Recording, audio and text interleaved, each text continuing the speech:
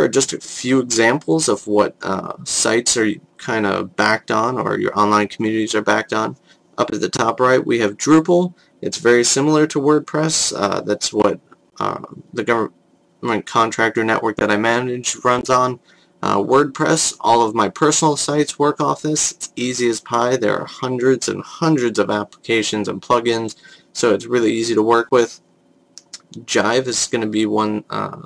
It's not as frequently used, but when you're looking around on online community management jobs, usually this is one of them that I see that is a perk if you have experience working with that. I personally don't play with it that much, but they do have a lot of tutorial videos and that kind of thing. So if you do see a job for seeking someone with experience using Jive, just check out their site and check out the tutorial videos. And then another one we have is Ning. It used to be a lot more open and free, but I believe they just kind of closed it up and have a little bit more resources now that it's more focused on the paid communities. And I'll kind of touch on that in a minute because I want to use a certain community that's actually backed with the Ning as a particular example. Alright, but to wrap this part of the presentation up, essentially what all this means is we want to contribute to the ease of use. Alright, so if you have more lurkers, you use tools that help them.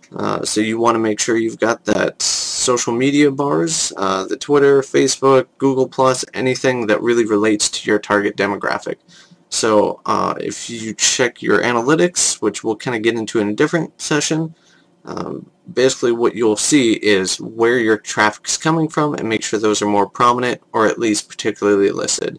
And I'll show you on my community exactly how we set it up. Sorry, it's not quite my doing, but I'll show you that as an example.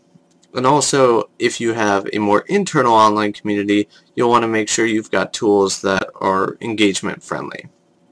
And I'll also show you an example of that as well.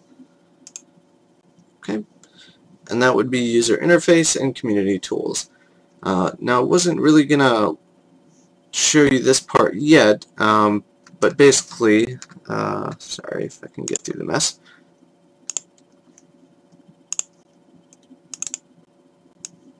Okay, this would be the self-sustaining online community ecosystem model. It's kind of a mouthful, it's a lot to take in, and it looks like a complete and utter mess. So actually what I'm doing with these classes is slowly breaking down the different meanings and how this applies.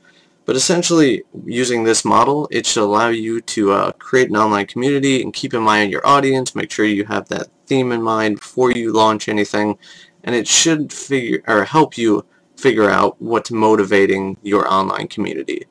So as you can see here on the right, we have these physiological, safety, and blogging.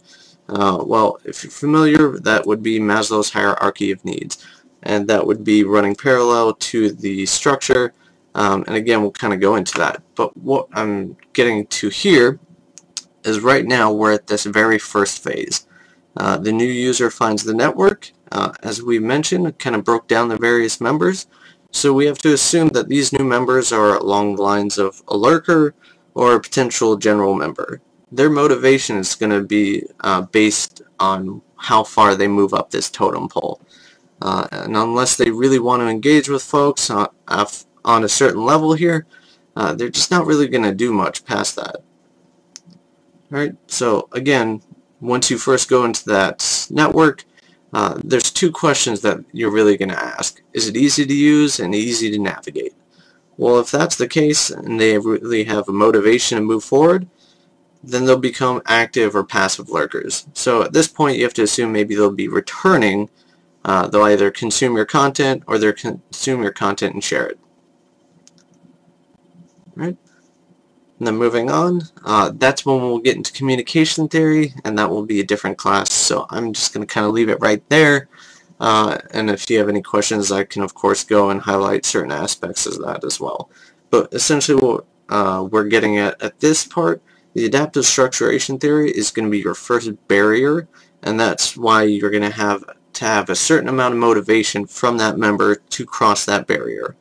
Once you've surpassed that, you can assume that they'll at least be engaging at a certain level, such as a general member. So it's someone who's going to post and share stuff in that nature.